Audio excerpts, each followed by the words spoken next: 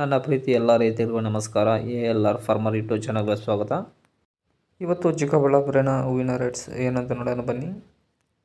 ಈ ವಿಡಿಯೋ ನಿಮಗೆ ಇಷ್ಟ ಆದರೆ ಪ್ಲೀಸ್ ಒಂದು ಲೈಕ್ ಮಾಡಿ, ಸಪೋರ್ಟ್ ಮಾಡಿ.